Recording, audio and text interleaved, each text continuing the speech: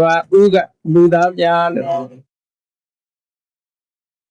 ကဘာဦးအကြောင်းကိုလေ့လာတဲ့အထဲမှာကဘာဦးအကြောင်းကိုလေ့လာပြီးတော့ခုနှောင်းခေတ်မှာကဘာဦးအကြောင်းလေ့လာတာတော့အားလုံးသိကြတဲ့အတိုင်းလူသားတွေဟာကဲခြေနေကလူသားတွေစတင်လာတယ်လေဆို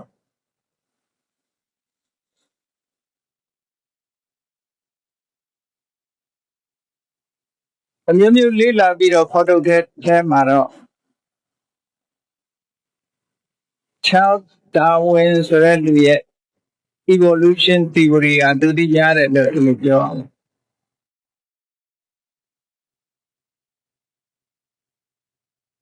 သူရဲ့အဆိုကတော့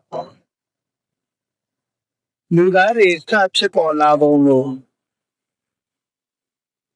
ဒီကနေ့တွေ့ရှိနိုင်တဲ့ထောက်ထားတွေကိုကြည့်ပြီးတော့သူကဆုံးဖြတ်တယ်အလွန်နောက်ကျပါတယ်လူသားတွေရဲ့သက်တမ်းဟာတန်ပေါင်းဘလောက်လို့ဆိုတာပြောလို့မရနိုင်ဘူးအမှန်တန်ထူးခြားတာကတော့လူသားတွေရဲ့ဘဝဘယ်လိုစလာတယ်ဆိုတာကိုဘုရားမြတ်စွာကိုယ်တိုင်ဟောထားခဲ့တာခင်ဗျတုတ်ဆိုတာရှိ No way of beginning ခင်ဗျတုတ်ကဘာအစဆိုတာဘာသာတိုင်းကဘာရဲ့အစကိုရှာလို့ရှိကြအလုံးနှိုင်းရှင်ပြီးတော့ကြည့်ကြရအောင်ဘုရားမြတ်စွာရဲ့ကဘာအစဘယ်ပုံပေါ်နည်းဟောခဲ့တယ်လဲဒီကနေ့ဒါဝင်ရဲ့ evolution theory ဟာဘလောက်နောက်ကျတယ်လဲမြတ်စွာဘုရားကဟောတာဟာ evidence လို့ခေါ်တဲ့ထောက်ထားတွေကိုကြည့်ပြီးတော့ဟောတာမဟုတ်ဘူးမြတ်စွာဘုရားဟောတာကကိုယ်ပိုင်ဉာဏ်နဲ့အတိတ်ကိုမြင်နိုင်စွမ်းရှိတဲ့ဉာဏ်တော်ကြီးနဲ့အတိတ်ကိုပြန်သွားပြီးသိပြီးဟောတယ်အဲ့တော့ evidence ဆိုတာလောကမှာပျောက်ကွယ်သွားတာတွေအများကြီးရှိတယ်လေဒီပေါင်းကြာလို့ရှိရင်အထောက်ထားဆိုတာရှာမရတော့အောင်ပျောက်သွားနိုင်အဲ့တော့ရှိတဲ့အထောက်ထားလေးကိုအခြေပြုပြီးတော့ဒါဒီလိုလို့ပြောလို့ရှိရင်ဒါခိုင်နှုန်းကြီးမှန်ဖို့ဆိုတာအဲ့တော့ခင်းပါတယ်ဒါဝင်ရဲ့ The Descent of Man ဆိုတဲ့စာအုပ်ထဲမှာလူသားတွေဘက်ကသင်သက်လာတယ်လဲဆိုတာကိုသူရဲ့ထောက်ထားတာကတော့လူသားတွေရဲ့ခန္ဓာကိုယ်တည်ဆောက်မှုဟာမြောက်နဲ့တူတယ်ဒါအထူးဆန်းမဟုတ်ဘူးဘုန်းကြီးတို့ပါဠိစာပေမှာဝါနရဆိုတဲ့စကားလုံးကိုပြောကြတယ်ဝါနရဇတ်တို့ဘာလို့ရှိတယ်မြောက်နဲ့ပတ်သက်တဲ့ဇတ်ဖြစ်ရှိတယ်ဝါနရဆိုတဲ့ဒီစကားလုံးဟာနရဆိုတာလူဝါဆိုတာတူတယ်လူနဲ့တူတဲ့တ attva လို့ပြောအဲ့တော့တူယုံနဲ့တော့လူဟာမြောက်ကဖြစ်လာတယ်လို့ conclusion ဆွဲလို့တော့ဖြစ်နိုင်ဘူးเนาะဘာဖြစ်လို့တော့ဆိုမြောက်တည်ရဲ့သဘာဝနဲ့လူရဲ့သဘာဝညီညီမှုတွေရှိတော့လည်းပဲလူဟာမြောက်ကလာတာပါလို့ဒီလိုပြောဖို့ရအလုံးခဲ့ထောက်ထားလည်းမရှိနိုင်တပိဓမ္မာသဘောအရဆိုသိဝေးသွားလူသားတွေရဲ့ပရိသေစိတ်တတ္တဝါတွေဒိဋ္ဌံတွေရဲ့ပရိသေစိတ်အလုံးကွာခြားဘုံအားဖြင့်လည်းကွာခြားနောက်ထပ်ပြောစကားရှိတာက evolution theory အရတဖြည်းဖြည်းလူသားတွေဟာနှိမ့်ကျတဲ့သိရှိကနေပြီးတဖြည်းဖြည်းအဖြစ်မြင်လာတယ်လို့တဖြည်းဖြည်းတိုးတက်လာတယ်လို့ပြောဖို့ရဆိုတာဒါကတခြား non organic တွေကိုကြည့်ပြီးတော့ပြောလို့မရဘူး organism ကတစ်မျိုးကြောင်းလဲလာမှုတွေကိုဒါကိုကြည့်ပြီးတော့သက်သေပြလို့လည်းမရနိုင်ဘူး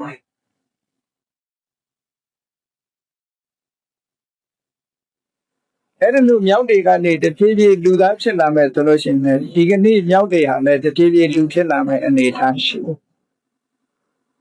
သူအခြေပြုလေးလာတဲ့နေရာကအာဖရိက အာဖရိကတိုက်ကဂဏိခေတ်လူတွေတောင်မှပဲခတ်ဆင်ဆင် monkey like ခတ်ဆင်ဆင်အဲ့တော့အားလုံးလူသားတွေအားလုံးဟာမြောက်အခြေခံပြီးတော့လူတွေဖြစ်လာတယ်မြောက်ကိုဘိုးဘွားတော်လို့တော့မဖြစ်နိုင်ဘူးနဲ့သူပါလူသားတွေရဲ့ဘိုးဘွားဟာမြောက်တော်ဖြစ်နိုင်တယ်အဲ့တော့မြတ်စွာဘုရားကသူလေးလာတဲ့ဒီမြတ်စွာဘုရားဟောတဲ့အခင်ညတ်တုတ်ဆိုတာဒါဝင်တို့လက်လန်းမမီနိုင်တော့အဝေးกว่าပါဒါဝင်တို့လက်လန်းမမီဘူးဒါဝင်တို့ကဘာတွေကိုကြည့်ပြီးတော့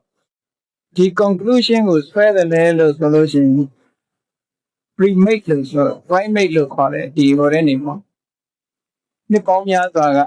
စောက်ဖြစ်နေတဲ့ရုပ်ကျွင်းတွေဒါတွေကိုတူးခေါ်ပြီးတော့အဲ့ဒါတွေကိုတက်သိပြုပြီးတော့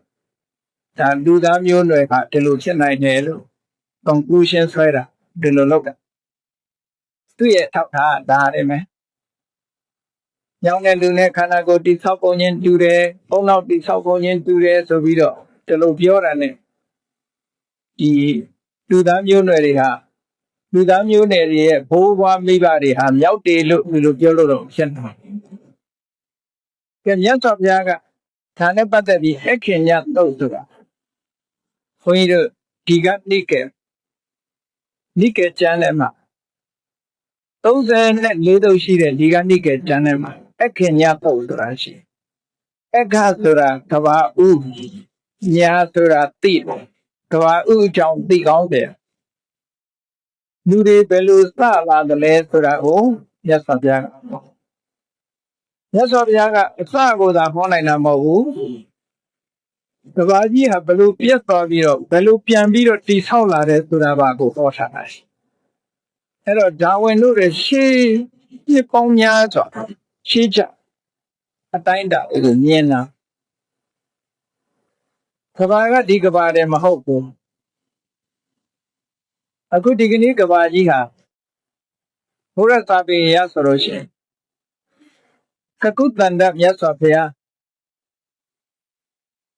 ကောဏကဗနမြတ်စွာဘုရားကတ္တဗမြတ်စွာဘုရားကောမမြတ်စွာဘုရားနောက်အရိမိတယမြတ်စွာဘုရားပွင့်ပြီးလို့ရှိရင်ဒီကဘာကြီးကပျက်စီးသွားအောင်ကဘာဖြစ်တဲ့တဘာဝအင်အားစုကြီးတွေကဘာတော့ဆိုရှည်တဲ့လေတဲ့မီးတဲ့သုံးမျိုးရှိတယ်ရေကြောင့်လည်းကဘာကြီးပျက်စီးသွားနိုင်တယ်လေကြောင့်လည်းကဘာကြီးပျက်စီးသွားသူမြန်မာပြည်တိုက်သွားတဲ့ဆိုင်ကလုန်းလို့ဆိုတာသေစားလေးပဲကဘာဖြစ်နိုင်တဲ့လေအကုန်လုံးသက်သက်မကြံတိုက်ပြတာမျိုးရှိရှည်ကြောင့်လည်းကဘာကြီးပျက်စီးသွားမယ်လေကြောင့်လည်းကဘာကြီးပျက်စီးသွားမယ်မီးကြောင့်လည်းကဘာကြီးပျက်စီးသွားမယ်တတ္တသူရိယတုတ်မှာမြတ်စွာဘုရားကဘာကြီးပြတ်သွားပုံမီးကြောင့်ပျက်စီးတဲ့ကဘာကြီးဟာဘယ်လိုမီးလောင်ပြီးတော့ပျက်စီးတော့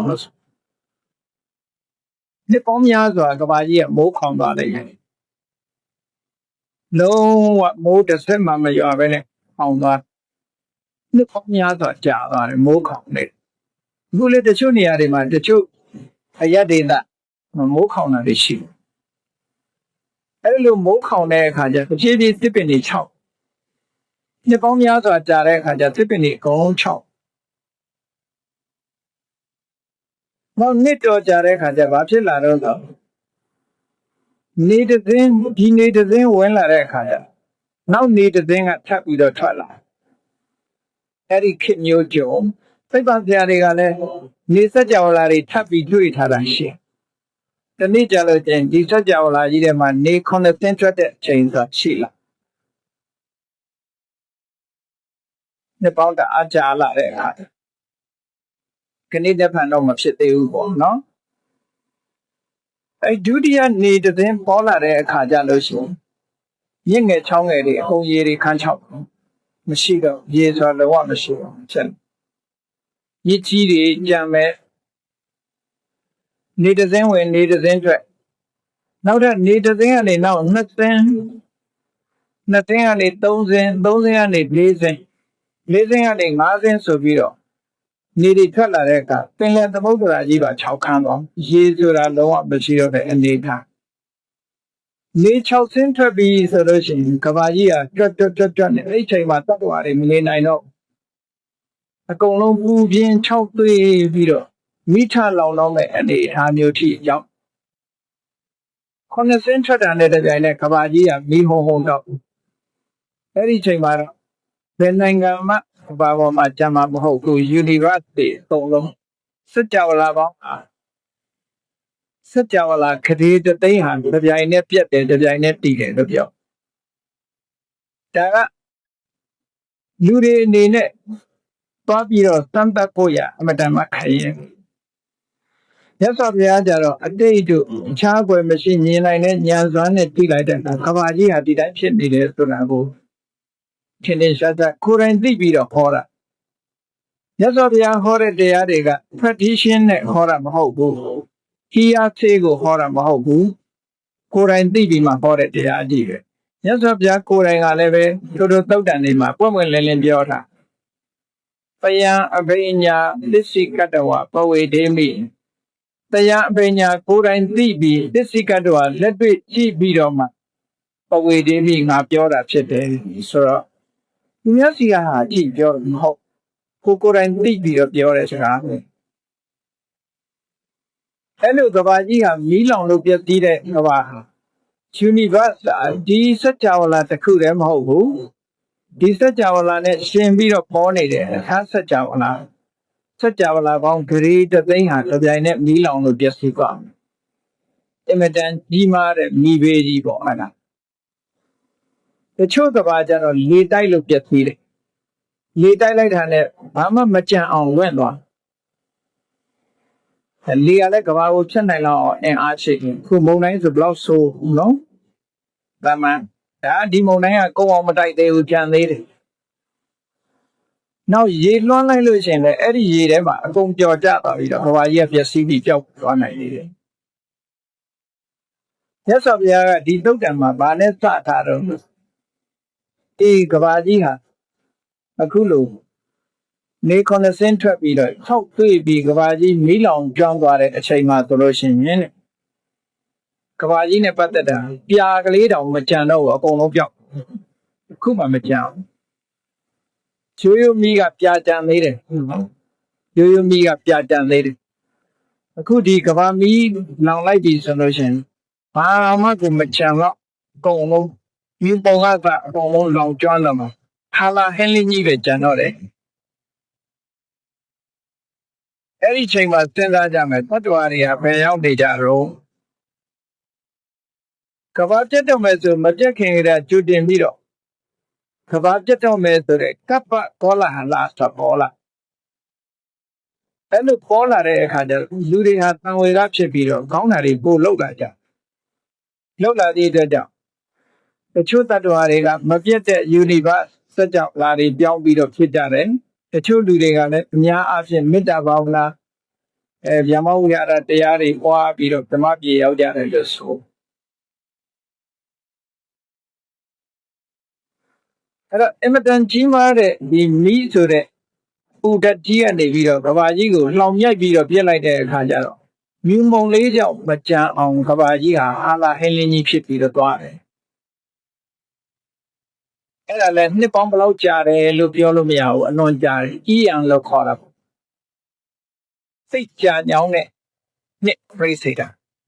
အဲ့ဒါကိုပန်ဝတ္တကတ်လို့ခေါ်တယ်ကဘာကြီးပြက်နေတဲ့အချိန်ပိုင်းနဲ့အဲ့ဒါလို့ကဘာကြီးပြက်နေတဲ့အချိန်ပိုင်းမှာပြက်ပြီးတော့တည်ရှိနေတဲ့အချိန်ပိုင်းကိုမီးလောင်နေတဲ့အချိန်ကိုပန်ဝတ္တကတ်မီးလောင်ပြီးတော့မီးငိမ့်သွားပြီးတဲ့နောက်မှာဒီဟာလာဟင်းလင်းကြီးပဲတည်ရှိနေတာကိုပန်ဝတ္တထာယီလို့ခေါ်တယ်အဲ့ဒါလည်းနှစ်ပေါင်းများစွာကြာဒီလိုပဲမီးလောင်ပြင်းကြီးဖြစ်ပြီးတော့ကဘာကြီးကအာလာဟင်းလင်းကြီးဘာတစ်ခုမှမရှိဘဲနဲ့ကောင်းကင်ပြင်လဟာပြင်ကြီးဖြစ်ပြီးတော့တီးနေတယ်ကဘာကြီးစတီးဖို့ကြတော့ဘာဖြစ်လာပြန်တော့ရာသီဥတုတွေရဲ့ပြောင်းလဲမှုကြောင့်မိုးကြီးအကြီးကျယ်ရွာလာအဲ့ဒါကဘာကြီးစတီးတော့မယ်ဆိုရင်မိုးကြီးအကြီးကျယ်ရွာလာ မိုးရွာနေတာလည်းပဲတရက်ရွာတာမဟုတ်ဘူးနှစ်ပေါင်းများစွာရာနေမိုးပေါက်ကြီးတွေကလည်းအကြီးကြီးတွေခုနကနေဟာပြင်ကြီးထဲမှာမိုးတွေရွာချလိုက်တဲ့ကောင်လေရဲ့သွမ်းအားနဲ့ရေပြင်ကြီးဖြစ်သွားတာကဘာကြီးတစ်ခုလုံးစัจ java လာတွေတီမဲ့နေရပြီမှာအကုန်လုံးရေပြင်ကြီးပဲရှိတယ်ဘာမှမရှိမိုးတွေတအားရွာနှစ်ပေါင်းများစွာမိုးတွေကြီးပဲစက်တိုက်ရွာနေကြွားနေပြီးတော့နောက်ခုနကပူလာတဲ့အကုန်လုံးငြိမ့်သွားပြီးတော့ရေပြင်ကြီးဖြစ်သွားအဲ့ဒါလို့ရေပြင်ကြီးဖြစ်သွားတာနှစ်ပေါင်းအတော်ကြာမှာအလင်းအောင်ဆိုတာတစ်ခုမှမရှိဘူးပိတ်ပိတ်ကုန်းမှောင်းနေပိတ်ပိတ်ကုန်းမှောင်းနေတဲ့အခြေအနေမျိုးကဘာကြီးတစ်ခုလုံးဟာရေပြင်ကြီးဖြစ်နေတယ်အလင်းအောင်လုံးဝမရှိပဲနဲ့မှောင်အတိဖြစ်နေတယ်အဲ့ဒါလို့ကဘာပြုတ်မိုးကြီးရွာထားလို့ရေပြင်ကြီးဖြစ်နေတဲ့အချိန်လူသားတွေရဲ့ဘဝဟာစလာတယ်ဖိတ်ချင်ကပဲအယိုးရှာလို့ရနော်လူသားကကဘာမြေပြင်မှာမရှိသေးဘူးအဲ့ချိန်အဲ့တော့လူသားတွေကနေပုံဒီကဘာကိုရောက်လာတယ်ဆိုလို့ရှိခုနဗြဟ္မပြေမှာရောက်နေတဲ့ဗြဟ္မာတွေတဲကတက်တန်းစိတ်လို့တည်သွားတဲ့အခါကျတော့သူကံအားလျော်သွားအဲ့ဒီမှောင်အတိကျနေတဲ့ရေပြင်ရဲ့ကောင်းကင်ပေါ်မှာလူသားအဖြစ်နဲ့ရောက်လာတယ်မြေကြီးမရှိသေးဘူးအဲ့တော့ဟုတ်ဒါဖြင့်ရေပြင်ကြီးပေါ်မှာသူတို့ဘယ်လိုနေကြတော့ဆိုသူတို့ကကောင်းကင်မှာတည်နေလူသားတွေရဲ့ပထမဆုံးကဗြဟ္မာကနေပြီးတော့သူ့တည်ပြီးတော့လူကြီးလူသားအဖြစ်ရောက်လာတာအမေရှိလားဆိုမရှိဘူးအဖေရှိလားမရှိသေးဘူးအဲ့ချက်ပထမဆုံးလူသားတွေမှာအမေဖေမရှိဘူးဒါဖြင့်ခုခေတ်လူတွေနားလည်ဖို့ရခက်အမေဖေမရှိဘဲနဲ့ဘယ်လိုလုပ်မွေးလို့ဘုန်းကြီးတို့စာပေမှာအမေဖေရှိတာမရှိတာမွေးနီးက၄မျိုးရှိတယ်လူသားတွေမွေးဖွားတာ၄မျိုးရှိတယ်နံပါတ်1ကတတ္တဝါတွေမွေးဖွားမှုပေါ့နော်တတ္တဝါတွေလောကမှာတတ္တဝါတွေမွေးဖွားလာတာနီးလေးမျိုးနဲ့နီးလေးမျိုးတွေကတစ်မျိုးမျိုးနဲ့မွေးတယ်နံပါတ်1ကဘာတော့ဆိုလို့ရှိရင်အန္တသဥထဲမှာတရေတီးပြီးတော့မွေးတာဒီကနေ့ခေတ်ပြောမယ်ဆိုရင်ကြက်တွေတို့ငှက်တွေတို့ပေါ့အန္တသဥထဲမှာတရေတီးပြီးတော့မွေးတာဒါတစ်ခုနောက်embryo လို့ခေါ်တဲ့သားအိမ်ထဲမှာတရေတီးပြီးတော့မွေးတာလူတွေတို့အချို့တရိတ်ကနေခွေးတွေနွားတွေပေါ့နော်အမိဝမ်းထဲမှာတရေတီးပြီးတော့မွေးတာအဲ့ဒါကတစ်ခုဥထဲတရေတီးမွေးတာကိုအန္တသလို့ခေါ်တယ်ဥကမွေးတာဒီအမေရဲ့ဝမ်းထဲမှာမိခင်ရဲ့ဝမ်းထဲမှာတရေတီးပြီးမွေးတာကြတော့ခလာဘုဇလို့ခေါ်ခလာဘုဇလို့ခလာဘုဆိုတာမာသာဆိုဝုံမိဘရဲ့ဒီတအိမ်ကိုပြောနော်အဲ့ဒါကတစ်မျိုးနောက်တစ်ခုကတန်သေးတသလို့ခေါ်တယ်တန်သေးဓာဆိုတာ moisture ဆိုတတ်ရှိတဲ့နေရာဘယ်နေရာမှာပဲဖြစ်ဖြစ်အဲ့ဒီဆိုတတ်ရှိတဲ့နေရာလေးကိုဆွဲမိပြီးတော့မွေးဖွားတာတန်သေးတသလို့ခေါ်တယ်အဲ့မှာဒရေတီးပြီးတော့မွေးဖွားတာနောက်တစ်ခုကတော့ဩပပါတိကာတဲ့ဝါးကနဲ့ကိုဖြစ်ရှားဖြစ်လာမွေးနီးက၄မျိုးရှိတယ်ကဘာဥကလူတွေကဩပပါတိကလို့ဆိုတဲ့ခုထင်ရှားဖြစ်ပြီးတော့မွေးတဲ့မွေးနီးကနတ်ပြည်ရောက်တဲ့သူကိုထင်ရှားဖြစ်တယ်နတ်ပြည်မှာအမေဖေမရှိဘူးဒါဖြင့်တရားမင်းသားတို့ဆိုကြတာတွေရှိတရားမင်းမှာသားရှိလားခိုးလို့သားမျိုးမဟုတ်ဘူးခုခေတ်လိုပြောရင်မွေးသားလို့ပြောခြင်းပြောမှာပေါ့နော်သူကနတ်ပြည်မွေးတဲ့ထဲမှာတရားမင်းရဲ့ရင်ခွင်မှာသွားဖြစ်လို့ရှိရင်ရင်ခွင်မှာသူကသွားပေါ်တာအဲပေါ်လို့ရှိရင်တရားမင်းကသားလို့အသိမှပြုသမီးလို့အသိမှပြုရင်ခွင်ထဲမှာဖြစ်တာအဲ့ဒီမှာမဟုတ်ဘဲနဲ့သူ့ရဲ့အိယာနာမှာဖြစ်တာတို့ဘာတို့ကြတော့ဒါတရားမင်းရဲ့ wife တို့ဘာတို့ပေါ့ယူသမီးတွေနောက် service တို့ပေါ့တရားမင်းရဲ့ဥယျာဉ်ထဲမှာဖြစ်ရင်ဒါအခမ်းအရံအဲ့လို နတ်တွေကလည်းဒီလိုလူတွေမွေးတာလို့မွေးတာမဟုတ်ဘူးဘွားကလည်းသူခန္ဓာကိုယ်ထင်ရှားပြီးတော့ဖြစ်သွားတဆေးတွေဘာတွေလည်းပဲမွေးမလဲပြိတ္တာခေါ်တာပေါ့တဆေးတွေလည်းလူတွေပြီးတစ်သိဖြစ်ရင်မွေးဒီလိုအမေအဖေကမွေးတာမဟုတ်ဘူးဘွားကလည်းပေါ်လာတဲ့ဟာမျိုးဒီကတေဟိုဘွားမှာပေါ်လိုက်တာတခါတည်းအဲ့ဒါမျိုးရှိတယ်နောက်ပြီးတော့ငရဲချသွားတဲ့လူလည်းဘယ်မှာငရဲမှာအမေအဖေရှိမလို့ငရဲမှာဘယ်သူမှအိမ်အောင်မပြုတ်ဘူးဒါတော့ဒုက္ခရောက်နေတဲ့နေရာကြီးကအိမ်အောင်ပြုတ်တယ်ဆိုလို့ရှိအဲ့ငရဲရောက်တဲ့လူတွေကလည်းဒီကတေဟိုဘွားနဲ့ပေါ်သွားအဲ့ဒါဥပပတ္တိကပရိသေတွေလို့ဥပပပရိသေတွေလို့အဲ့လိုပရိသေတွေနေတာတွေကရှိပြမာတွေလည်းပဲထို့တူပဲဒီကတေပြီးဘွားနဲ့သူကံလည်းဟိုမှာသူကထူးဖက်ချစ်မဲ့အရွယ်အစားအတိုင်းဟိုမှာတော့ဖြစ်ဥပမာနတ်သမီးနတ်သားဆိုရင်နတ်သမီးဆိုရင်16နှစ်အရွယ်တော့ဖြစ်အဖြည်းဖြည်းချင်းကြီးလာတာမဟုတ်ဘူးခါတဲ့ the same side a whole life is the same side အရွယ်တဲ့ချစ်မဲ့အရွယ်တိုင်းတစ်ခါတည်းဖြစ်လိုက်နတ်သားဆိုလို့ရှိရင်အသက်အစိတ်အရွယ်ဖြစ်ဘာဖြစ်လို့နတ်သားတွေကြတော့သက်စိတ်တော့နည်းနည်းကြီးတယ်နတ်သမီးတွေ16နှစ်ဆိုဘာလို့ငယ်နေစာရဲဆိုထားတာတော့အမျိုးသမီးတွေက16နှစ်အရွယ်ကအလှဆုံးနဲ့အလှဆုံးအရွယ်ဖြစ်တယ်လို့ဆိုယောက်ျားတွေကလည်းပဲအသက်အစိတ်မှယောက်ျားတွေကလှတယ်အဲ့ဒါကြောင့်မို့အသက်အစိတ်အရွယ်ဖြစ်တယ်လို့ပြောတယ်နော်လှဆုံးအရွယ်သွားဖြစ်တာအဲ့ဒါဥပပပရိသေတွေနဲ့အဲ့ဒါလို့ဖြစ်အဲ့တော့ကဘာဦးကလူသားတွေဟာလည်းပဲအမေမရှိအဖေမရှိပဲဇမပြေကသုတေတယ်ဒါဘဝဆိုဘယ်ဘဝပဲဖြစ်ဖြစ်သာဝရနေရတဲ့ဘဝလို့မရှိဘူးအချိန်ကြလို့ရှိရင်သိရတာပဲအဲ့တော့မြမာတွေကသူသက်တမ်းရှိတဲ့အခါသိသွားတယ်သိတဲ့အခါကျတော့သူတို့ကံအားလျော်စွာလူပြည်ဖြစ်မဲ့နေရကောင်းကင်ပြင်မှာလာပြီးတော့လူသားအနေနဲ့ပရိသေတွေကတည်လူသားအနေနဲ့လာပြီးတော့ဖြစ်အဲ့ဒီချိန်တော့ကတော့လူရလို့မခေါ်သေးဘူးတတ္တဝါလို့ပဲခေါ်သေးတာတတ္တဝါလာဖြစ်တဲ့ပုံခုခေတ်ပြောမယ်ဆိုရင်ဒါလူသားရဲ့အဆောင်ဟာအဲ့ဒီတတ္တဝါဟိုမြောက်ကစတာမဟုတ်နော်အဲ့ဒီကစလိုက်သူတို့မှာဘာထူးခြားရှိတော့ဆိုခုခေတ်လူတွေနဲ့ဘာကွာတော့လို့ဆိုရင်သူတို့ရဲ့ခန္ဓာကိုယ်ကသူတို့ရဲ့ကုသိုလ်စိတ်ကနေဖန်တီးပေးထားတဲ့ခန္ဓာကိုယ်တဲ့အမေကမွေးပေးထားလို့ဟုတ်လားထမင်းနေမုံနေစားပြီးကြီးရတဲ့ခန္ဓာကိုယ်မဟုတ်ဘူးတဲ့စိတ်နဲ့ဖန်တီးထားတဲ့ခန္ဓာကိုယ်မနှောမရပြီးတော့တယံပပါသူတို့ခန္ဓာကိုယ်ကအလင်းရောင်တွေထွက်ကိုယ်ပိုင်အလင်းရောင်တွေရှိကြတယ်ဒါလို့တော့ဆိုသိပ်တန့်ပြန့်နေတာအောင်ခန္ဓာကိုယ်ကအလင်းရောင်ထွက်ခုခေတ်တောင်မှအလင်းရောင်ထွက်တဲ့ပိုးစိုးညူတို့ဘာလို့ရှိတာပဲလေအဲ့တော့လူကနေအလင်းရောင်ထွက်တာဖြစ်နိုင်မှာမလားဆိုတော့ကိုးကောင်တွေကတော့ဖြစ်သေးတာပဲလေသူခန္ဓာကိုယ်ကအလင်းဓာတ်တွေပါလာတယံပပါ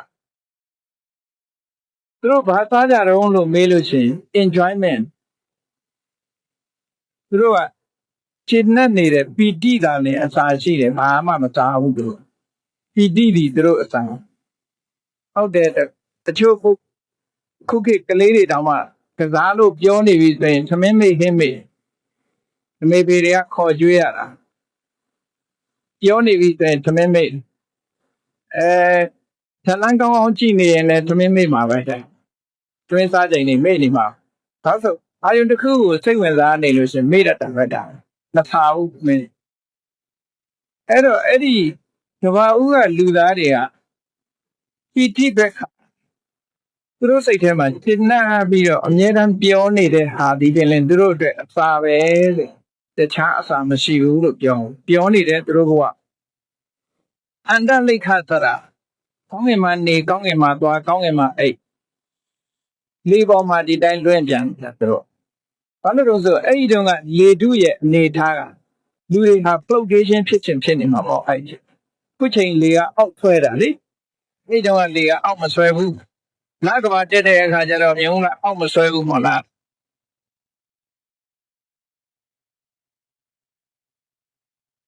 အောက်မဆွဲလို့လေဟာပေါ်မှာလူက floating ဖြစ် အဲ့ဒါလို့ပဲသူတို့ခန္ဓာကိုယ်နဲ့သူတို့ပတ်ဝန်းကျင် circumstance လေရဲ့အနေထားတွေကအောက်ကိုဆွဲတာမရှိဘူးမဆွဲတာမရှိတော့သူတို့ကကောင်းငင်မှာပဲ floating ဖြစ်ကောင်းငင်မှာပဲသွားလာနေထိုင်ကြတယ်အဲ့ဒါဘယ်တော့ကြာတော့ဆိုနှစ်ပေါင်းကြာရှိအဲ့လိုနေကြနှစ်ပေါင်းကြာတဲ့အခါကျတော့သဘာဝရဲ့ပြောင်းလဲမှုဆိုတာရှိခုနရေပြင်ကြီးကတဖြည်းဖြည်းနဲ့ခုနမီးလောင်ထားတာဟုတ်ကဲ့မီးလောင်ထားတော့ပူပြီးတော့နောက်မိုးတွေရွာလိုက်တဲ့အခါကျတဖြည်းဖြည်းအေးလာအေးသွားအလွန်အေးနေတဲ့အချိန်ကနောက်ပိုင်းကျတော့ဘာဖြစ်လာလဲတဖြည်းဖြည်းကဘာမြေကြီးကနှွေးလာပြန်တယ်ပြန်ကဘာမြေကြီးမဖြစ်သေးဘူးကဘာကြီးကနှွေးလာပြန်နော်အပူတွေကနေပြီးတော့ဖြစ်လာတာရေပြင်ကြီးဖြစ်လာရေပြင်ကြီးပေါ်မှာဘာဖြစ်လာတော့ဆိုနှစ်ပေါင်းများစွာကြာတဲ့အခါကျတော့နွားတို့ကိုကြိုပြီးတော့အေးခံတဲ့အခါမှာပေါ်မှာမလိုင်လေးတွေတက်အပေါ်ကနေမလိုင်လေးတွေပုံးလာအောက်ကနွားတို့ရေခံအဲ့ဒါမျိုးလိုပဲတဲ့ရာသီဥတုပြောင်းလဲမှုကြောင့်ရေပြင်ကြီးပေါ်မှာခဏအစီလေးတွေတက်ဒီအနှစ်လေးတွေတက်လာအဲ့ဒီအစီအနှစ်လေးကိုရတပထဝီလို့ခေါ်ရေစီလို့ဘာသာပြန်ရရတပထဝီအဲ့ရေပြင်ပေါ်မှာခဏကမလိုင်ဘတ်တွေတက်လာလို့လွယ်အယောင်ဆင်းကထောပတ်နဲ့တူတယ်စီဥနဲ့တူတယ်အရသာကပြားအရသာနဲ့တူတယ်ပြားရည်လို့ချိုးတယ်ထောပတ်လို့ဝါဝါကလေးအဲ့ဒါလို့ကဘာမှာဒီရေပြင်ကြီးပေါ်မှာအဲ့ဒါမျိုးလေးတွေပေါ်လာတဲ့အခါကျတော့ကောင်းကင်ယံမှာကျက်စားပြီးတော့ပျော်ရွှင်နေကြတဲ့လူသားတွေတဲကလူသားတဦးဟာအဲ့ဒီမြေစီလေးကိုမြင်ရတဲ့အခါသူ့စိတ်ထဲမှာအကြံတစ်ခုရဒါလေးအရသာဘယ်လိုနေပါမလဲသူတို့မှအတွေ့အကြုံမရှိဘူးအာဟာရနဲ့ပတ်သက်ပြီးအတွေ့အကြုံမရှိဘူးဘာမှစားတော့မှမဟုတ်တော့သူကတော့နည်းနည်းစူးစမ်းကျင်တဲ့လူပေါ့ဖူးလေးလို့ဆိုရင်တော့ touch လုပ်ချင်တယ်ပေါ့အဲ့ဒီရေပြင်မော်ကတက်နေတဲ့ရေစီလေးကိုသူကလက်ချောင်းလေးနဲ့တို့ပြီးတော့ရက်ကြည့်တာစမ်းကြည့်တာဘယ်လိုရတာရှိမလို့ဆိုသူစမ်းကြည့်လိုက်အဲ့ဒါလူလဲစမ်းကြည့်လိုက်ရောရတာကလည်းအမတန်ချိုတယ်သိနေဆိုသိကြိုက်သွားကဲကြိုက်သွားတယ်ဆိုတာသားခြင်းနဲ့တဏှာဆိုတဲ့ attachment တစ်ခုပေါ်လာလူသားတွေဒါလေးကအကုသိုလ်စိတ်ကလေးပဲ attachment ပေါ်လာဒီပြင်လူတွေကလည်းမင်းဘာလုပ်တာတော့ဆိုသူကလည်းနေစမ်းကြည့်ပါတရားသာသိရှိတာပဲတယောက်ကနေတို့ရက်ကြည့်ဟိုတယောက်ကလည်းတို့ရက်ကြည့်တယောက်လုပ်တယ်လိုက်လုပ်တယ်လေအကုန်လုံးအဲ့တော့အားလုံးလူတွေကဘာလုပ်တော့ဆိုလက်ချောင်းလေးနဲ့တုတ်တူပြီးတော့ဒီထူးဆန်းတဲ့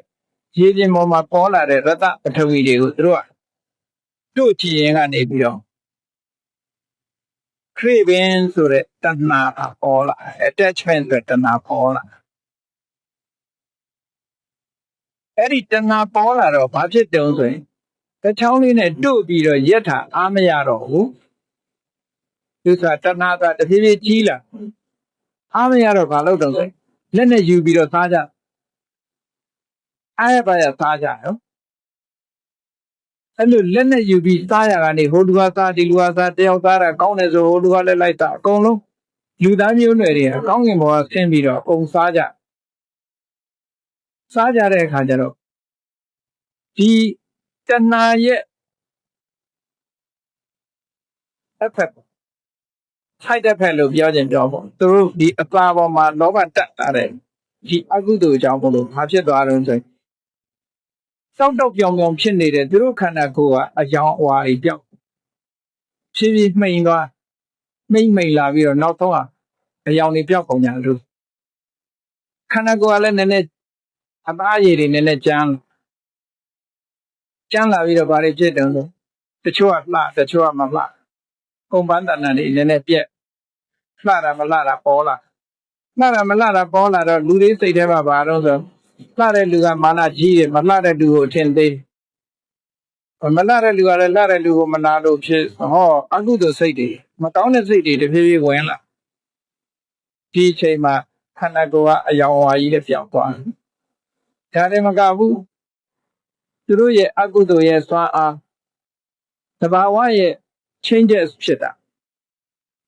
ever changing ဆိုတဲ့သဘာဝရဲ့ဖြစ်စဉ်ကြီးအတိုင်းပဲ ခဏကရေပြင်ပေါ်မှာပေါ်နေတဲ့ရတပထဝီဆိုတာကွယ်သွားပြန်ပျောက်သွားတဖြည်းဖြည်းပျောက်သွားဆိုင်ရင်ကုန်သွားနောက်ထပ်မရှိတော့နောက်ထပ်မလာတော့ဘာလာတော့ဆိုရေပြင်ပေါ်မှာမှုခွင့်ကြီးတွေတို့ဟာတခါပေါ်လာပြန်အဲ့ဒီမလိုင်းလိုဟာတွေပျောက်သွားတော့မှုခွင့်ကြီးတွေလိုဟာပေါ်လာအဲ့ဒါပေါ်လာတော့အဲ့မှုခွင့်ကြီးတွေကိုဆက်သားနေသူတို့အသားတာမရနိုင်တော့ဘူးတခုသားရမှာခါတိုင်းလို့စိတ်ထဲကကျဉ်းတဲ့ယုံလည်းမရဘူးအဲ့တော့မှုခွင့်ကြီးတွေလိုဟာ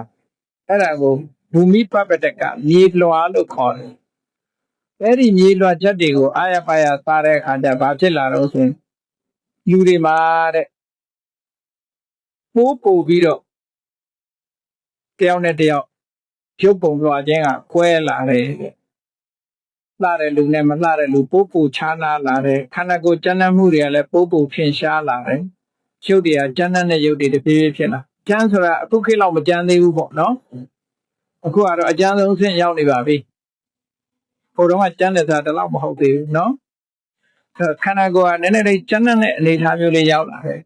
ရောက်လာတော့ခုနလိုလှတဲ့လူကမလှတဲ့လူမာနတွေတက်မလှတဲ့လူကလှတဲ့လူမလားလို့ဆိုဟောဒီအကုသိုလ်စိတ်တွေမကောင်းတဲ့စိတ်ဓာတ်တွေဝင်လာတဲ့အခါကျတော့နှစ်ပေါင်းများစွာကြာပြီးဒီမှုခွင့်တွေကလည်းပျောက်ကုန်ကြအဲ့ဒီမှာသူတို့ခန္ဓာကိုယ်ကကိုယ်ရောင်ကိုယ်ဝါတွေပျောက်သွားတဲ့အခါကျတော့ကြောက်စိတ်တွေဝင်လာကဘာကြီးပြန်တည်တော့အချိန်ခါအားလျော်သွားသူ့ရဲ့သဘာဝနဲ့ကောင်းငင်ကနေထွက်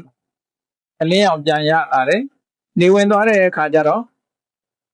လပြန်ထွက်လာတယ်နေရီလတွေပြန်ပေါ်လာတယ်နှက်ခတ်တွေဒါတွေကသူ့သဘာဝတန်ပြန်ဖြစ်တာလို့သဘာဝတန်ပြန်ဖြစ်တယ်အရင်တော့ကွယ်ပနေတာမရှိဘူးကဘာကြီးကတဖြည်းဖြည်းပြန်ပြီးတော့ဒီလူတွေရဲ့ကံကြမ္မာ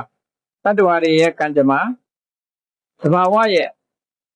စွမ်းဆောင်ချက်တွေနဲ့ပြန်ပြီးတော့ဘယ်သူမှဖန်နေနေတာမဟုတ်ဘူးသဘာဝရဲ့စွမ်းဆောင်ချက်တွေနဲ့ဓာတ်သဘောတွေစုပြီးတော့အလင်းတက်ရှိတဲ့ဟာနေပေါ့နောက်လပေါ့ဒီလိုဖြစ်လာပြီးလက်ခတ်တရားတွေရောတဖြည်းဖြည်းပေါ်လာသူတို့ခန္ဓာကိုယ်ကအလင်းရောင်တွေပျောက်သွားတဲ့အခါကျတော့အဲ့ဒီသားတွေနေတွေပေါ်လာပြီးခဘာကြီးပြန်ပြီးတော့ပေါ်လာအဲ့ဒီအချိန်မှာလူတွေဟာမှုပွင့်လို့ဘူမိပတ္တကသားတယ်သားရင်ကနေနှစ်ပေါင်းများစွာကြာတဲ့အခါအဲ့ဒါလည်းကွယ်သွားပြန်ရောဒီနေရာမှာစဉ်းစားကြည့်လူတွေဟာမကောင်းတဲ့စိတ်ကြောင့်မလို့အခွင့်အရေးတွေဟာဆုံးရှုံးသွားတယ်ဆိုတဲ့အဓိပ္ပာယ်ကိုဟောညဆောင်ရအကုသိုလ်စိတ်တွေလူတွေရဲ့တဏ္ဍာမှာအဲ့ချိန်ကဖတ်ဖြစ်တယ်ဒီလောက်အကုသိုလ်လေးနဲ့ဒီလောက်ခံရလာလို့ဆိုတော့ဥပမာလေးတစ်ခုကြည့်ပေါ့မြုံပုံလေးတစ်ခုကိုလက်ခွားထဲမှာထက်ပုတ်မဲ့တိုင်ဘာမှဖြစ်ဘူးမနာဘူးမြုံပုံသေးသေးလေးလက်ခွားထဲထည့်ရင်ဘာမှဖြစ်ဘူးလက်တောင်းတဲ့ကြောင့်ပုတ်ကြည့်ဘာမှဖြစ်ဘူးမနာဘူးသို့တော့အဲ့ဒီအတိုင်းအတာလေးကိုမျက်လုံးနဲ့ထည့်ကြည့်သူတို့ကမျက်လုံးလိုနူးညံ့နေတဲ့အချိန်မှဆိုရင်ဒီလောက်လေးနဲ့လည်းခံရမယ်ဒီလိုဆိုလို့နော်ခုချိန်မှာဘာမှမဖြစ်ဘူးဒီလောက်ကလေးနဲ့ပိုချိန်မှာဖြစ်တယ်မတူဘူးပေါ့စေတိယသမှာစေတိယမင်းလိန်လို့မြေမျိုးတယ်ဆိုရင်ခုခေတ်ဆိုရင်မြေတော်ဆမှာမဟုတ်ဘူးအဲ့တုန်းကဘာလို့မျိုးခုဘာလို့မမျိုးတာတော့အဲ့တုန်းကသိပ်ပြီးတော့ခဏအဲ့တုန်းကသိပ်ပြီးတော့နုညံ့သိမ်မွေ့ပြီးတော့သိပ်စင်ကြဲနေတဲ့ခေတ်မျက်လုံးထဲမှာမြူမုံလေးထည့်လိုက်လို့ရှိရင်မျက်လုံးမခံနိုင်လို့ပဲမလိန်တဲ့ခေတ်မှာတော့လိန်လိုက်လို့ရှိရင်သိပ်ထိခိုက်တယ်ပေါ့သိပ်ထိခိုက်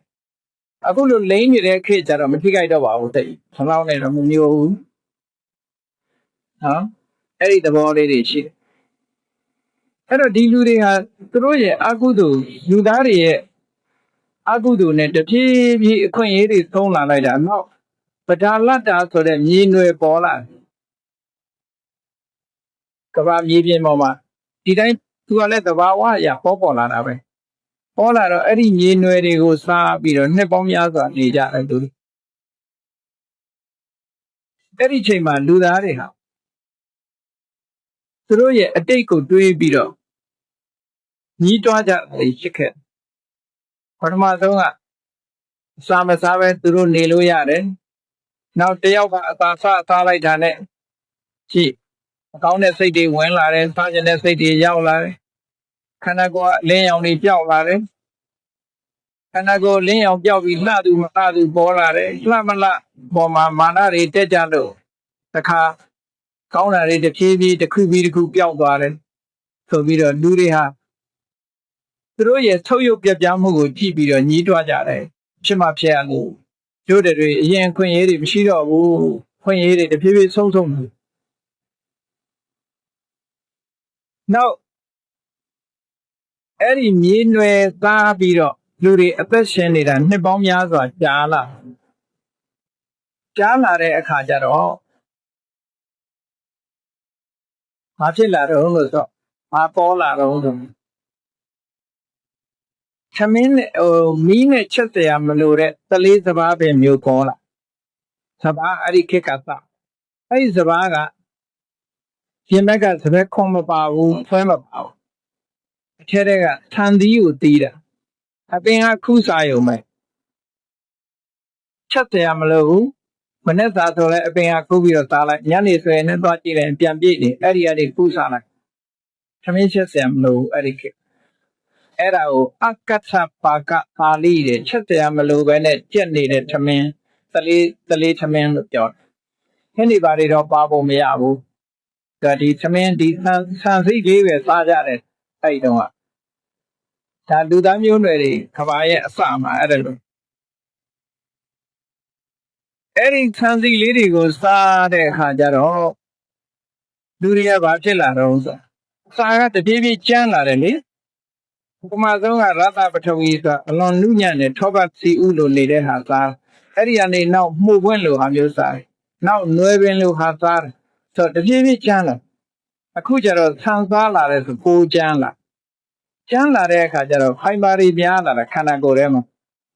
ဖိုင်ဘာတွေများလာတဲ့အခါကျတော့ထပ်ပေါက်လိုးလာပြီပေါ့ထပ်ပေါက်လိုးလာလို့လူတွေကအဲ့ဒီကျတော့ပုံတရံတွေကပြောင်းသွားတယ်တဖြည်းဖြည်းအဲ့မှာအမျိုးသားဖြစ်မဲ့လူကအမျိုးသားအမျိုးသမီးဖြစ်မဲ့လူကအမျိုးသမီးသူတို့ရဲ့ကံအားလျော်စွာအဲ့14ဆန်စားရကနေပြီးတော့လူသားမျိုးနွယ်တွေကဒီလိုပြောင်းလဲဖြစ်ပေါ်သွားတဲ့ဆိုတဲ့အကြောင်း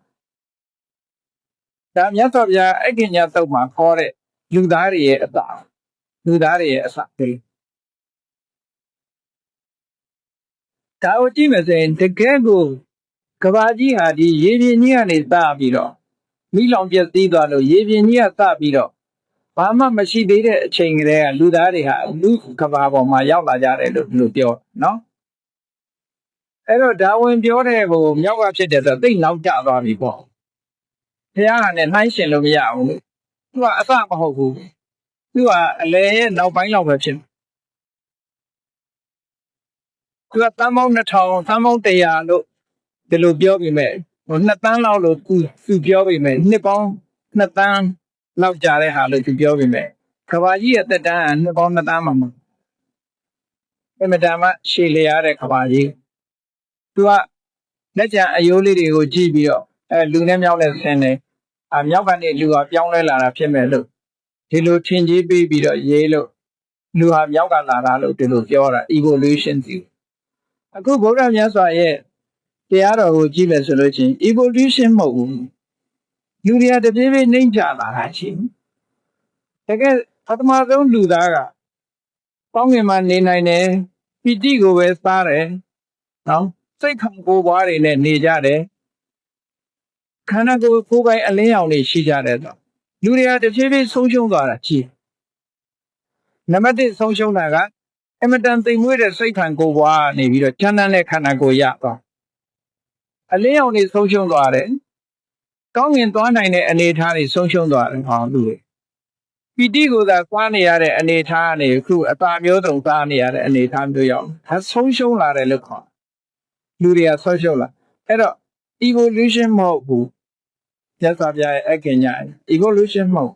တဖြည်းဖြည်းတက်လာတာမဟုတ်ကြအဲ့တော့အဲ့လိုကြသွားတာဟာဘာလို့ကြတော့လို့ဆို evil mind ပဲ evil thought လူတွေရဲ့စိတ်ထဲမှာဒီမဖြူစင်တဲ့ညင်နွမ်းတဲ့စိတ်တွေကြောင့်ပထမဘာညင်နွမ်းတဲ့စိတ်ပေါ်တော့ဆိုရင်ကြက်မဲ့တဲ့စိတ်တွေပေါ်အသာပေါ်တက်မဲ့တဲ့စိတ်ပေါ်လာတယ်နောက်ကြပါပေါ်လာမာနတွေပေါ်လာတယ်အိတ်တာတွေပေါ်လာတယ်တယောက်နဲ့တယောက်ဟောဒီမကောင်းတဲ့စိတ်တွေဝင်လာတဲ့အတွက်ကြောင့်လူတွေဟာအခွင့်အရေးတွေတဖြည်းဖြည်းဆုံးပြီးတော့အမတန်အဆင့်မြင့်တဲ့လူသားမျိုးနွယ်ကြီးဟာတဖြည်းဖြည်းနဲ့အဆင့်တန်းတွေလျှော့ကျလာတယ်လို့ခေါ်တော့ပြောဒါမြတ်စွာဘုရားရဲ့ဒီကဘာဥကလူသားများအကြောင်းအဲ့တော့လောကမှာဒီလိုတဖြည်းဖြည်းနဲ့ဆုပ်ယုပ်ပြက်ပြားလာတာဟာလူတွေဟာတိုးတက်သွားတာမဟုတ်ဘဲနဲ့ဆုပ်ယုပ်ပြက်ပြားသွားရခြင်းအကြောင်းကတော့အကုသိုလ်တွေကြောင့်ပဲအဲ့တော့ဒီတဲ့ကောင်းတဲ့အခွင့်အရေးကိုပြန်ရဖို့ဆိုတာမဖြစ်နိုင်တော့ဆိုပါစို့ခုနလိုအမေနဲ့အဖေနဲ့မိဘမဲ့အနေနဲ့မွေးဖွားခြင်းမရှိဘဲနဲ့စိတ်ကုသိုလ်စိတ်ကဖန်တီးထားတဲ့ရုပ်ပုံသွားကောင်းကင်ဘုံမှာသွားနိုင်တဲ့အနေအထားခန္ဓာကိုယ်ကိုယ်ပိုင်အလင်းရောင်နဲ့နေနိုင်တဲ့အနေအထားပီတိကိုသာစားနိုင်တဲ့အနေအထားလို့ဆိုတဲ့ဒါဗြဟ္မာတွေရဲ့အဆင့်ပဲဒီကနေ့ဒီအခြေအနေမျိုးကိုရတာဗြဟ္မာတွေပဲရှိတယ်ဗြဟ္မာတွေကတော့ဒီတိုင်းပဲမနှောမယသူတို့ရဲ့ခန္ဓာကိုယ်ကစိတ်ဖန်ကိုယ်ပွားတွေနဲ့နေတယ်ပယံပပကိုယ်ပိုင်အလင်းရောင်တွေရှိတယ်ပီတိဘက်ကပီတိကိုသာစားနေကြတယ်အန္တလိခသရာကောင်းကင်မြေမှာနေနိုင်ကြတယ်ဆိုရင်ဟောဒီလိုစွမ်းအားသတ္တိတွေဟာတဖြည်းဖြည်းကြသွားလိုက်တာလူသားမျိုးနွယ်တွေဆုတ်ပျက်စီးတော့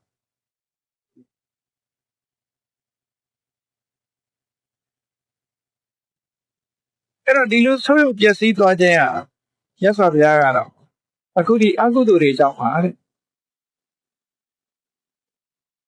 ကြကြမှုတွေတဖြည်းဖြည်းကြီးထွားရာကနေပြီးတော့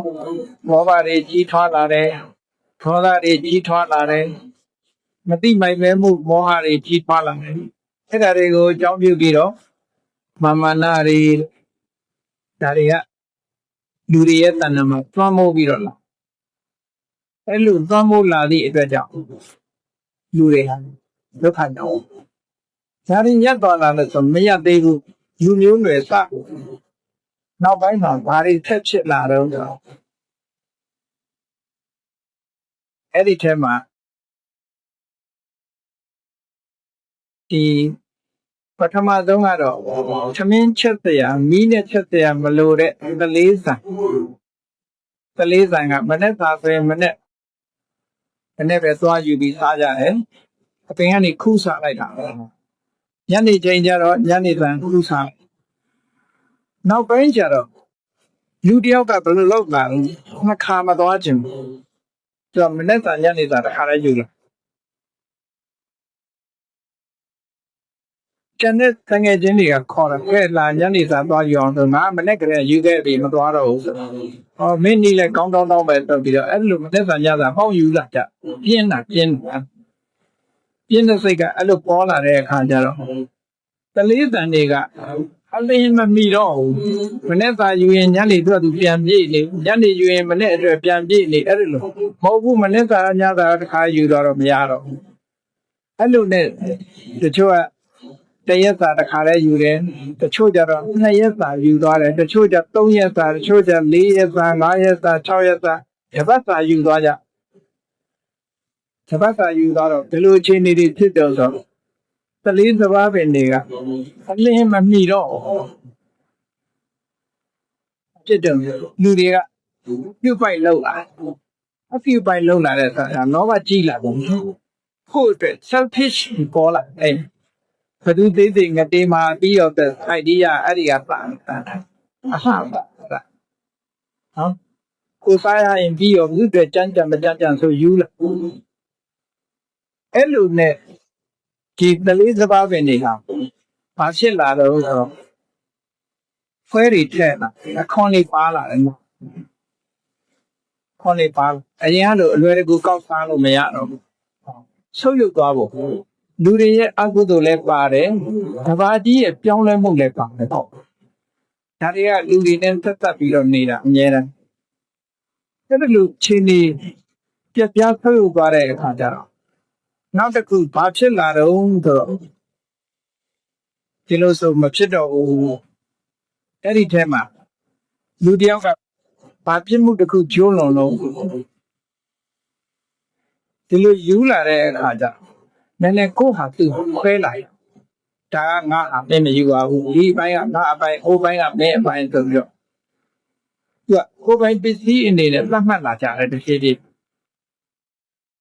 အဲ့ဒါလို့သတ်မှတ်လာတဲ့အခါကျတော့ဘာပြစ်မှုတစ်ခုပေါ်လာတော့လူတယောက်ကသူ့ဟာကိုအသာသိမ်းထားပြီးသူများအုပ်စုအစုတွေကနေပြီးတော့အသာတိတ်တိတ်လစ်လာခိုးလာခိုးမှုဆိုအဲ့ဒါသတ်ပေါ်သွားတယ်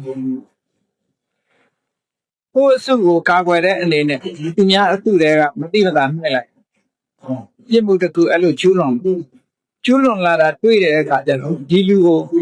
ဖမ်းပြီးတော့ဆဲကြတယ်ရိုက်ကြတယ်နှက်ကြတယ်ဟောဒီပြဿနာတွေပေါ်လာငါကတော့လူတွေဟာတိတ်ညီညွတ်တယ်ညီတို့ကိုလိုနေကြတယ်တယောက်တယောက်မေတ္တာထားကြတယ်အသာထိလာတဲ့အခါကျတော့ခုနမခံနိုင်တဲ့အားတွေပေါ်လာသူများပစ္စည်းခိုးတယ်ရိုက်ကြတယ်ဆဲကြတယ်နှက်ကြတယ်မခိုးပါဘူးလို့လိန်နေဆိုတာတွေဟောပေါ်လာမကောင်းတဲ့စိတ်ဓာတ်တွေကတဖြည်းဖြည်းပေါ်လာသည့်အတွက်ကြောင့်လူသားတွေဟာချီဝေးခေါ်တယ်အဲ့ဒီထက်တို့ဟာစဉ်ဆုံးရှုံးခဲ့ရတယ်ရုပ်မူလအခြေအနေတွေနဲ့လုံးဝမတူတော့ဘူးဆုပ်ပြပြလာပြီဘာလို့ကြမလဲချီဝေးတဲ့အခါကျတော့တို့တော့အုပ်ချုပ်မဲ့လူတယောက်တော့လိုးလာမကောင်းတဲ့လူကိုအပြစ်ပေးရမယ်အုပ်ချုပ်မဲ့လူလိုးလာပြီလို့ဆိုပြီးလူသားထဲမှာပညာအရှိဆုံးရုပ်အချောဆုံးစိတ်ဓာတ်အကောင်းဆုံးပုဂ္ဂိုလ်တရားကိုသူတို့ရွေးလိုက်ကြတယ်ရွေးပြီးတော့မကောင်းတာလုပ်တဲ့လူတွေကိုစီစစ်ပြီးတော့မကောင်းတာမလုပ်အောင်ရှုတ်ချပါဒီပုဂ္ဂိုလ်ရှုတ်ချခိုင်းတယ်မင်းမကောင်းဘူးဆိုတာဒီလူတယောက်ကိုပြစ်တင်ခိုင်းတယ်ဟောင်းဆောင်တယောက်အပြစ်တင်မှာရှုတ်ချပါဂျမ်ပေးပါ punishment လုပ်ပါ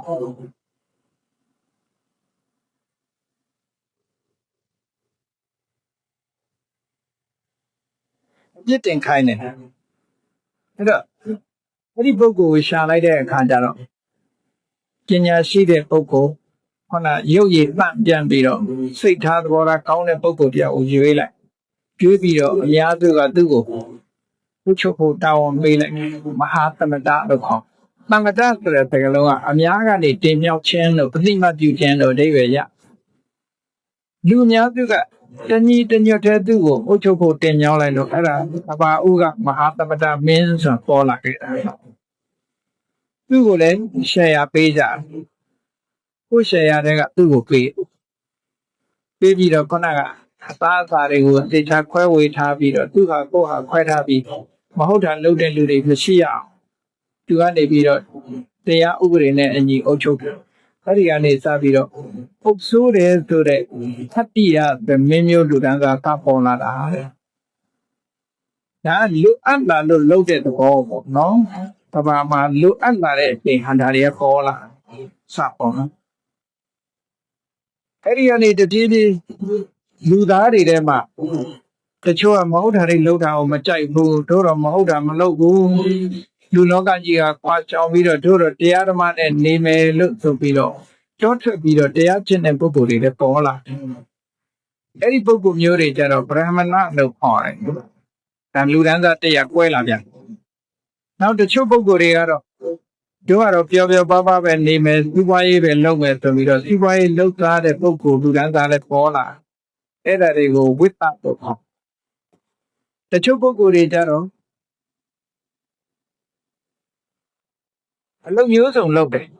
ဘာပဲဖြစ်ဖြစ်အလုပ်မျိုးစုံလုပ်တယ်ပျော်ပျော်ပါးပါးနေတယ်အလုပ်မျိုးစုံလုပ်ပြီးအသက်မွေးဝမ်းကြောင်းပြုတယ်အဲ့ဒီပုဂ္ဂိုလ်တွေကိုသုတ်ထလို့ခေါ်တယ်အဲ့တော့လူရဲ့အသက်ကြီးကြီးဟာအထင်တန်း social status ပေါ့ social status ဟာ၄မျိုးကွဲသွားဒီကနေ့အိန္ဒိယမှာလက်ခံကျင့်သုံးနေတဲ့ caste system အဲ့ဒီကပါက caste system အဲ့ဒီကဆို အဲ့ဒါလို့ကဘာဦးကလူသားတွေဒီလိုဖြစ်ပေါ်လာတယ်ဆိုတာကိုမြတ်စွာဘုရားကအခင်ညာတော့မှာဒီလိုခေါ်တယ်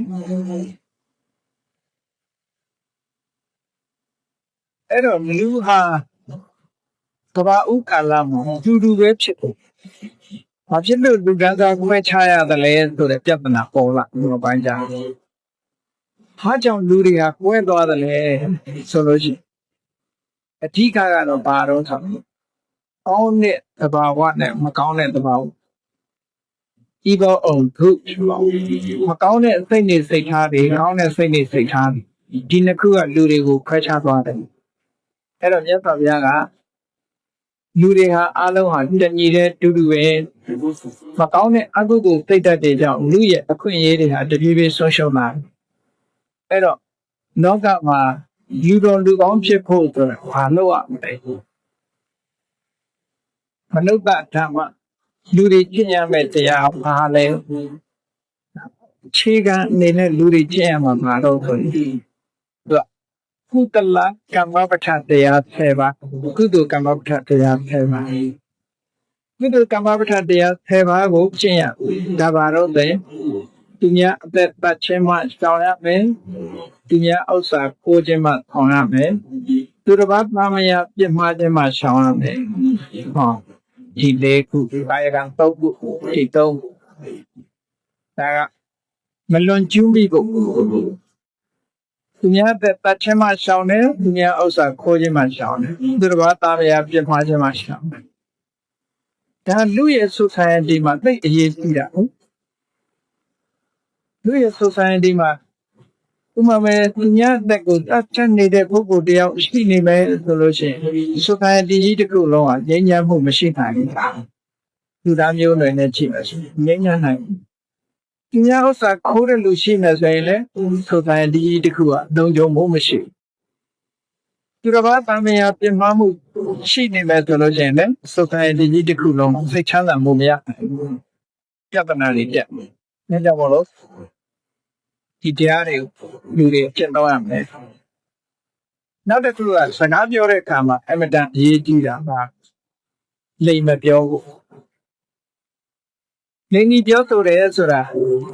ဖြစ်တာကတစ်မျိုးပြောတာကတစ်မျိုးအမှန်ကိုအမှန်တိုင်းမပြောဘဲနဲ့တခြားနည်းနဲ့ပြောတာလည်းမဟုတ်တော့အမှန်ကိုဖယ်ထားပြီးတော့အမှားကိုပြောလိမ်တယ်လို့ခေါ်အဲ့ဒီမူသားမပြောဘူးတယောက်နဲ့တယောက်ခုံးမတိုက်ဘူးတူနဲ့တူကွဲပေါင်းခုံးတိုက်တဲ့စကားမပြောဘူးညီညွတ်စိတ်ဆက်တဲ့စကားမျိုးကိုသာပြောဖို့နောက်ပြီးတော့ချမ်းသာတဲ့စကားမျိုးကိုမပြောဘူးကျင်နာတဲ့စကားမျိုးကိုသာပြောရမယ်နောက်တစ်ခုကအကျိုးမဲ့တဲ့စကားတွေပြောပြီးအချိန်မဖြုံးဖို့ဟောနှုတ်နဲ့ပတ်သက်ပြီးတော့ဒီ၃မျိုးလိုက်နိုင်တော့နောက်စိတ်ထဲနဲ့ပတ်သက်ပြီးတော့ပါလို့ဆိုရင်အဘိဓါလို့ခေါ်တဲ့သူများရဲ့ပစ္စည်းကိုကိုယ်ပစ္စည်းဖြစ်စေခြင်းပေါ့နောက်ဖြာပါရလို့ဆိုတဲ့သူများပစ္စည်းစေခြင်းဟုတ်စိတ်ဓာတ်မျိုးသူများကိုပစ္စည်းစေခြင်းတဲ့စိတ်ဓာတ်မျိုးမိစ္ဆာဒိဋ္ဌိလို့ဆိုတဲ့ကောင်းတာလုပ်လည်းမထူးပါဘူးမကောင်းတာလုပ်လည်းမထူးပါကောင်းတာလုပ်လည်းမကောင်းတာဖြစ်ခြင်းဖြစ်တာပဲမကောင်းတာလုပ်လည်းကောင်းတာဖြစ်ခြင်းဖြစ်တာပဲလို့ဆိုတဲ့မှားယွင်းတဲ့အမြင်မျိုးမရှိရဘူးအားလုံးပေါင်းလိုက်တော့10ခုဒီ10ခုဟာကုသလကမ္မပဋ္ဌာန်းတရား10ပါးမကောင်းတာကြရင်အကုသလကမ္မပဋ္ဌာန်းတရား10ပါးကုသလကမ္မပဋ္ဌာန်းတရား10ပါးပေါင်းကားနေလို့ချင်းလူသားတွေဒီပေါ်တိုတက်နိုင်အကုသလကမ္မပဋ္ဌာန်းတရား10ပါးထွန်းကားလာပြီးဆိုရင်လူသားတွေဟာထိတဲ့ဒီဆုပ်ပျက်စီးသွားနိုင်တယ်အဲ့တော့ကဘာဦးကလူတွေတွေ့ကြုံခဲ့ရတဲ့အခြေအနေမျိုးကိုပြန်ရဖို့ဆိုတာအမတန်မှခရင်သွားဘူးဒါကဘုရားမြတ်စွာက knowing of beginning of human being လူသားတွေရဲ့ဘယ်လိုသိရမလဲဆိုအခင်ညာတုတ်တံမြတ်စွာဘုရားဟောထားတယ်အကောင်းဆုံးကဘာလဲလို့ဆိုရင်ဓမ္မ is the best clear and clear ဓမ္မသည်လူသားမျိုးနွယ်အတွက်အကောင်းဆုံးပဲဓမ္မမရှိတော့ဘူးဆိုလို့ရှိရင်လူသားမျိုးနွယ်တစ်ခုလုံးကပျက်စီးသွားမယ်လို့ပြော အဲ့တော့ဓမ္မဆိုတာဘာလဲလို့ဆိုရင်သူများတဲ့တတ်ချင်းမှရှောင်ကျင်ခြင်းသူများဥစ္စာခိုးခြင်းမှရှောင်ကျင်ခြင်းသူတော်ဘာတာမယာပြစ်မှားခြင်းမှရှောင်ကျင်ခြင်းဒါဓမ္မလိန်ပြောခြင်းမှရှောင်ကျင်ခြင်းဘုံတိုက်ခြင်းမှရှောင်ကျင်ခြင်းဆဲသူချမ်းသာတဲ့စကားပြောဆိုခြင်းမှရှောင်ကျင်ခြင်းပြုမဲ့စကားတွေကိုပြောခြင်းမှရှောင်ကျင်ခြင်းသူများဥစ္စာကိုကိုယ်ဥစ္စာဖြစ်လို့မှုနဲ့စိတ်မကူးခြင်းစိတ်ကူးခြင်းမှရှောင်ကျင်ခြင်းသူတော်ဘာပျက်စီးလို့မှုစိတ်ဓာတ်မထားခြင်းအလုံးပေါ်မှာမေတ္တာထားနိုင်ခြင်းကိုလုံးတဲ့ကံဒီကိုနဲ့သာသက်ဆိုင်နေဆိုတဲ့မှန်ကန်တဲ့အယူဆရှိခြင်းလို့ပေါ့ဒါကုသိုလ်ကမ္မပဒတရား10ပါးလို့ပေါ့ဒီကုသိုလ်ကမ္မပဒတရား10ပါးကိုပဲမနုဿဓမ္မလူတရားလို့ဒီလိုပြောလူတွေကျင့်သုံးရတဲ့တရားအဲ့ဒီလူတွေကျင့်သုံးရတဲ့တရားကိုမကျင့်ဘူးဆိုလို့ချင်းလူအဖြစ်ကနေပြီးတော့လူတွေဟာ quality ကကျသွားကြတဲ့ကြောင့်ပါမယ်လားမနုဿဓမ္မကင်းနေလို့ရှိရင်လူတွေဟာ human quality ကကျပါတယ်ပိုးကြအောင်အဲ့ဒီ human quality မကျဖို့ရအတွက်ဒီကုသကမ္မပဒတရား10ပါးကိုနေ့စဉ်နဲ့ကျင့်သုံးကြရမယ်နောက်ဆုံးမှာဒီကနေထတဲ့တကူတိုးတက်ပြီးတော့ကျင့်သုံးမယ်ဆိုလို့ရှိရင်စံတရားရအောင်သမထကျင့်စဉ်ကိုကျင့်တာတို့မတရားရအောင်ဒီဝိပဿနာကျင့်စဉ်ကိုကျင့်တာဒီလိုဆက်ပြီးတော့ကျင့်သုံးသွားမယ်ဆိုလို့ရှိရင်နောက်ဆုံးဟာအားလုံးမကောင်းတဲ့စိတ်ဓာတ်တွေအားလုံးကိုခွာချပြစ်ပြီးတော့လုံးဝပြူစင်တဲ့အနေအထားမျိုးရောက်သွားလို့ရှိရင်ဒါဒီခေတ်ကုတော်စင်ယဟန္တာပုဂ္ဂိုလ်အဆင့်ရောက်အဲ့တော့ယဟန္တာပုဂ္ဂိုလ်အဆင့်ရောက်သွားပြီဆိုလို့ရှိရင်လူတွေမှာလောဘဆိုတာမရှိဒေါသကြောင့်ပူပင်ရတာမရှိဘူးဒေါသဆိုတာလည်းမရှိတော့ဘူးဒေါသကြောင့်ပူပင်ရတာဆိုတာလည်းမရှိဘူးမောဟဆိုတာလည်းမရှိဘူးမောဟကြောင့်လုံးတဲ့မလုံးတဲ့မချမသိနိုင်တာဆိုတာလည်းမရှိဘူးမာနဆိုတာလည်းမရှိတော့ဘူးမာနကြောင့်မှားယွင်းချွတ်ချော်မှုတွေမဖြစ်တော့ဘူးစိတ်သားဆိုတဲ့သူတစ်ပါးကြီးပွားတာမနာလိုတဲ့စိတ်တွေမဖြစ်တော့ဘူးမစ္စရိယလို့ဆိုတဲ့ကိုယ်သာကြီးပွားခြင်းနဲ့ဆိုတဲ့တကူကောင်းဆန်တဲ့စိတ်တွေလည်းမရှိတော့ဘူးဆိုတော့လူရဲ့စိတ်ဖြူစင်သွား purify ဖြစ်အဲ့ဒါလို purify ဖြစ်သွားလို့ရှိရင်လောကမှာအကောင်းဆုံးလူသားလို့ဒီလိုပြောရပါတယ်ခုနကဘာဦးလူသားတွေကတော်သိဖြူစင်နေကြတဲ့အတွက်ကြောင့်သူတို့ကောင်းတဲ့အခွင့်အရေးတွေကိုရခဲ့တယ်မကောင်းတဲ့စိတ်တွေဝင်လာတဲ့အတွက်ကြောင့်လူသားတွေဟာတစ်ဖြည်းဖြည်းနှိမ့်ချပြီးတော့ပြက်ပြားဆင်းရဲသွားတယ်ဒီကနေ့ဒီလိုပြက်ပြားဆင်းရဲမှုကိုမကြုံရဘာလုပ်တဲ့လဲဆိုလို့ရှိရင်ကုသကမ္မပဒတရားအောင်ပြည့်ပြည့်ဝဝထောက်တည်ပုံလို့တယ်ကိုယ်တဏ္ဍမှာကုသကမ္မပဒတရားကိုရှင်းသုံးဖို့လိုတယ်ရှင်းသုံးတယ်ဆိုတာသူများတဲ့တတ်တာရှောင်ကျင်ရမှုရှောင်ကျင်တဲ့ဆိုတာရှောင်ယုံနဲ့ပြီးလားတချို့ကပါဏာတိပါဒဝေရမဏိတိခါပဒံသမာဓိယဒီလိုသောက်တည်လိုက်ရင်ပြီးတယ်လို့ထင်သို့မဟုတ်ခန္ဓာကိုယ်ပေါ်မှာခြင်းကလေးလာနိုင်ရင်တော့ဘာကနဲ့ပုတ်လိုက်သေးတာအဲ့ဒါရှောင်ကျင်တာမဟုတ်သေးဘူးနော်သို့မဟုတ်သူများကိုတတ်ဖို့ဆိုတဲ့လက်နဲ့ကလေးကိုယ်စီမရှိနေပြောတော့ဘာလို့ဆိုရင်ခုခံကာကွယ်ဖို့တည်းကိုယ်လာလို့ရင်လုပ်ဖို့ဆိုပြီးတော့ကာကွယ်ဖို့တုံးလေးထားတတ်တယ်အဲ့ဒါဟာပါဏာတိပါဒဝေရမဏိအစ်စ်မဟုတ်သေးဘူးပြုလို့အောင်မဲ့တဲ့ဒိဋ္ဌိကအဲ့တော့ပါဏာတိပါဒကရှောင်ကျင်ဖို့ဆိုတာအဆင့်ဘယ်နှထင်ရှိရောဆိုရင်နံပါတ်1ကမလုပ်ပါဘူးလို့ရှောင်ကျင်ဒါနံပါတ်1ဒါရင်ပြီးလားဆိုမပြီးသေးဘူးလုပ်ရမယ့်ဟာပါတော့ဆိုရင်သူများကိုညှင်းဆဲတပ်ဖြတ်ဖို့ဆိုတဲ့လက်နဲ့တွေပါတယ်တခုမှမထားဘူးဖြစ်စီဒါတခုနောက်ကြဒီလိုသူများတဲ့ကိုတတ်ချင်းဆိုတဲ့လုပ်ငန်းကိုသူကလုံးဝယွံမုန်းနေဒါတခုဖြစ်အောင်လုံးဝယွံမုန်းနေနော်သတ္တဝါအလုံးပေါ်မှာမေတ္တာကရုဏာထားတာဒီအဖြစ်ရောက်မှပါဏာတိပါဒဝေရမဏိကလမ်းသုံးတယ်အဲ့လိုဆိုလမ်းမသုံးသေးဘူးဘုန်းကြီးတို့အမေရိကမှာနေတော့က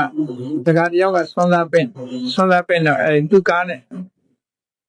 ပင့်တော့ကားပေါ်လက်တက်လိုက်ရောရှိက death box ကဘုရင်ကတကားကိုဖွင့်လိုက်တော့ဘာကြမှာတော့ဆိုဘုန်းကြီးတော်နာမှာထောက်ကနေဆို fish တို့ကြ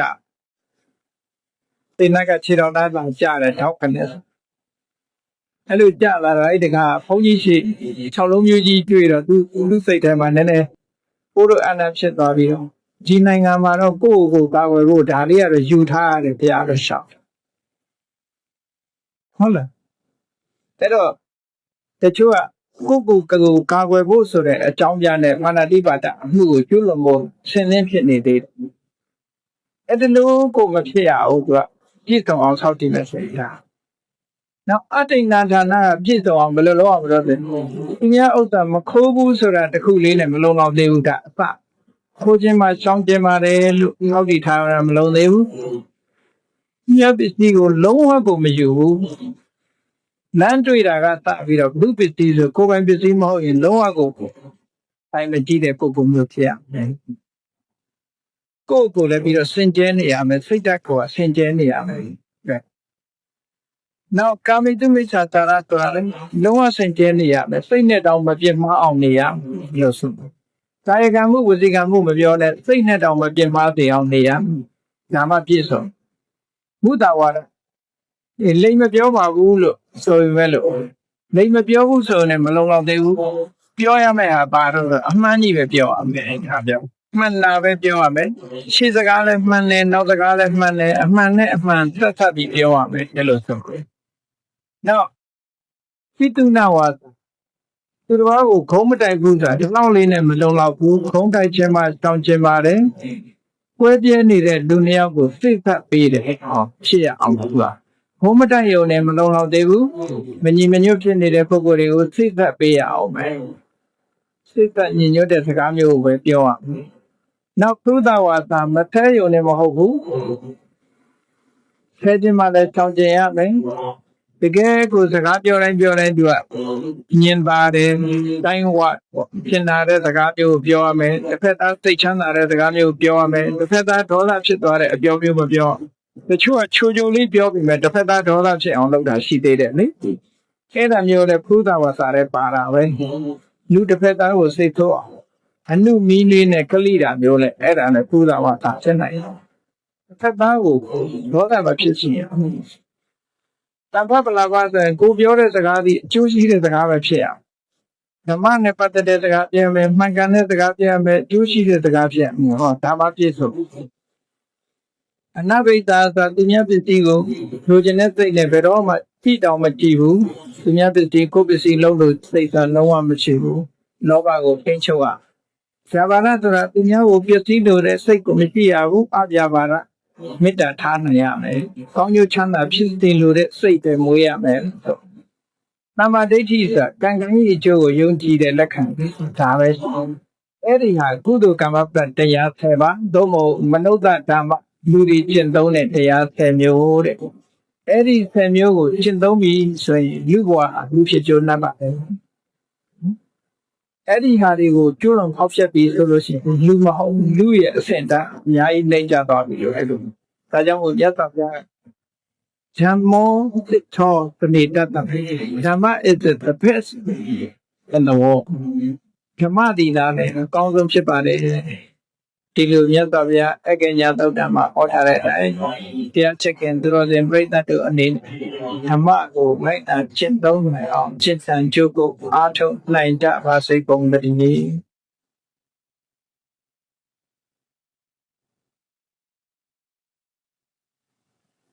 အားလုံးမေတ္တာပို့ဆိုရအောင်လိုက်ဘတ်တော်များစွာေယံကွာချမ်းသာကြပါစေမေတ္တာရေချမ်းသုံးပါးဖြံငြိမ်းချမ်းကြပါစေမေတ္တာရေချမ်းသုံးပါးဖြံငြိမ်းချမ်းကြပါစေသက်ရှိချမ်းသာသိချမ်းသာဒုယသံကြပါစေသက်ရှိချမ်းသာသိချမ်းသာဒုယသံကြပါစေဓမ္မောတရံဘိဝိတဝါ ဝိသတဗ္ဗေသမုဟတာ